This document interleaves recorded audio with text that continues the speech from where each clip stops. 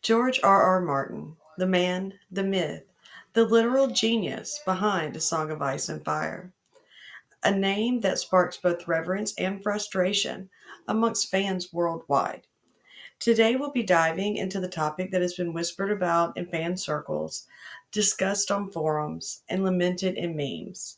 What if George never finishes The Winds of Winter or A Dream of Spring?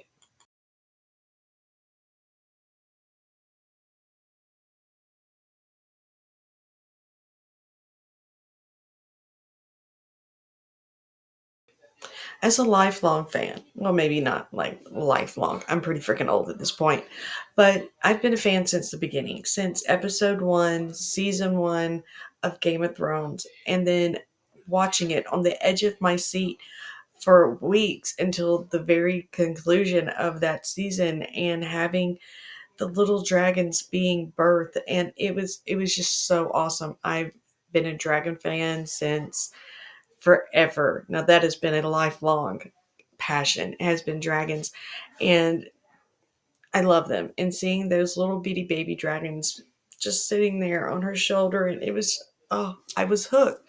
So I had to go out and buy the books like immediately, and I dived so deep into the world of Ice and Fire from the books and the show, watching all the different people on YouTube. Um, just into it and loving it and telling people, dude, you've got to try this show. You've got to try this show.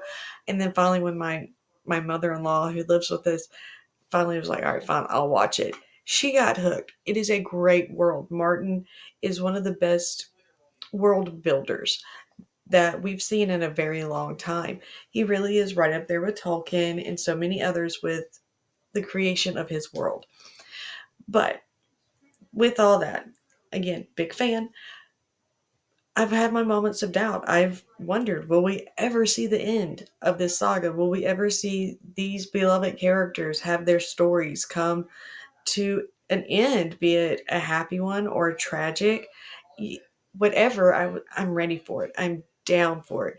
I love this world. I've enjoyed embracing it and diving into the theories, the lore, the myth, the legend. It is awesome. But I wonder, will this remain an enigma? This story just locked away in the mind of its creator. I hope not. But with that, let's address the big elephant in the room, the toxic fans. Okay. Some of them can be awful. There are those that cherish George's work, that wait patiently for the release of anything of Ice and Fire, from HBO shows to the books. Can we get the books?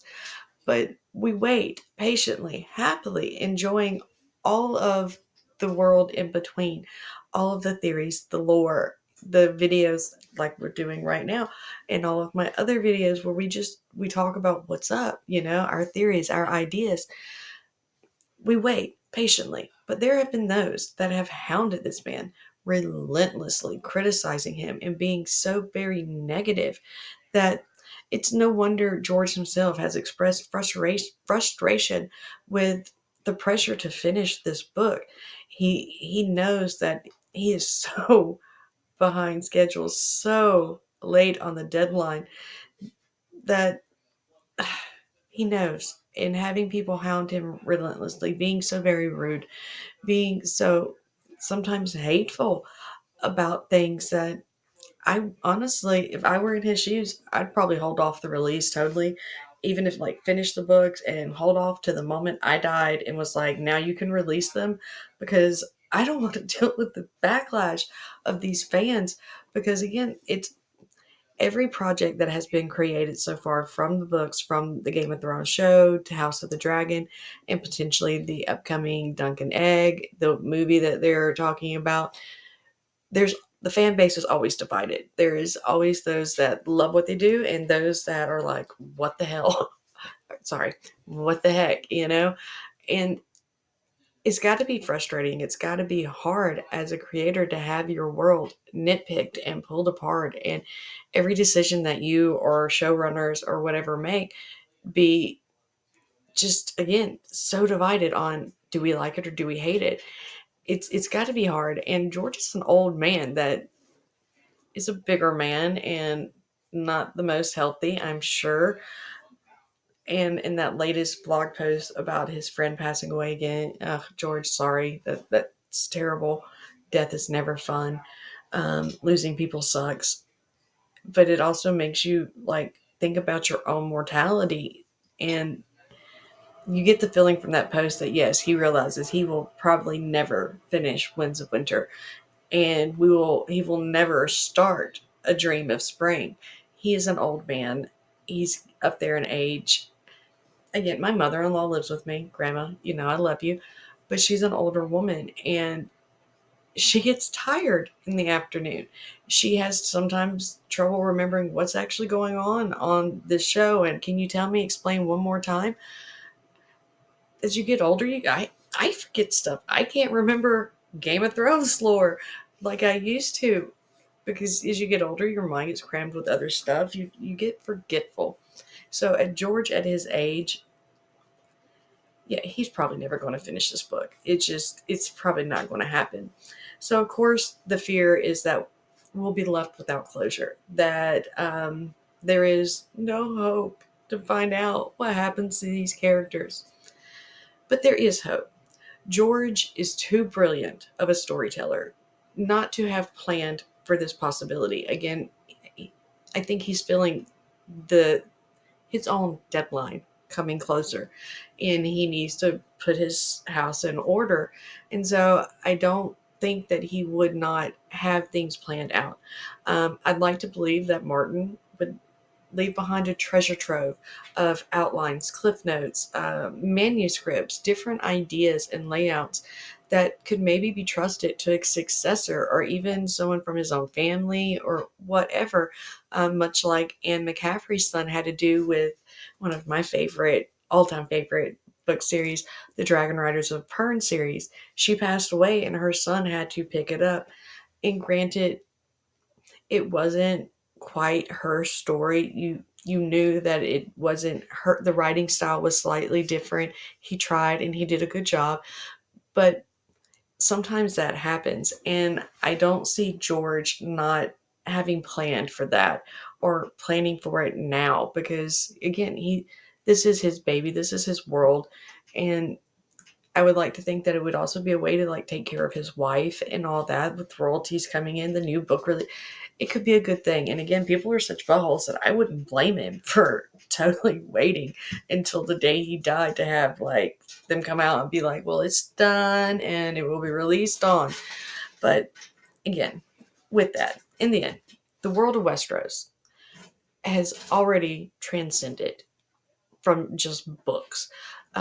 It will forever live on in HBO adaptations, through fan art, theories, and YouTube and Reddit discussions.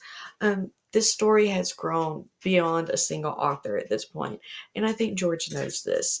It has become a shared experience, an experience that I think even those that aren't always happy with how things go they love this experience. It has been a great journey. So whether or not we ever get The Winds of Winter or A Dream of Spring written by George, George has given us such a great gift that will endure for like generations.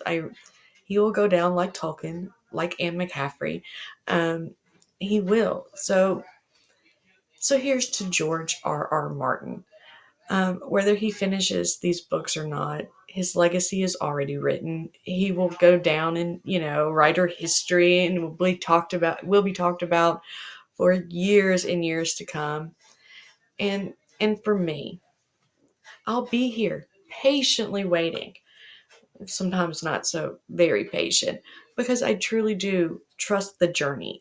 Um, Again, it's not a it's not about the end destination. It is about getting there. It is about those shared experiences, those people that you interact with, the discussions, the ideas that are passed on and shared and talked about and loved. And it is about that, the journey. And George has totally given us a journey that will continue on for so very long. I know I'm not going to stop doing videos. I know I'm not going to stop watching the shows, rereading the books when I get a chance to actually sit down and read. But thank you, George. And I appreciate it. I love your work. You are a great creator. And I hope that everyone out there, all of my fellow fans, can be a little cool and know that, dude, he's an old man. He most of his work has been short stories or TV shows. He's not a major novel writing kind of guy. And for him to have done this, to have created this beautiful world full of so much diversity, full of so many different cultures and religions and races of beings and creatures that feel so real because of the real world um, stuff that he's woven in from history. I thank you, George. I will always thank you and trust that hopefully you'll take care of this and we will somehow or another get the closure we all want. And if we never do, dude, again, thank you, George. I love your world. Let's all chill out, give the man some slack. He's an old man. And if the haters can't see that, dude, let them rage, I guess. But again, my cat over here scratching my thing. But thank you, George. I appreciate it and love all your stuff. And we'll continue to love it for years and years to come.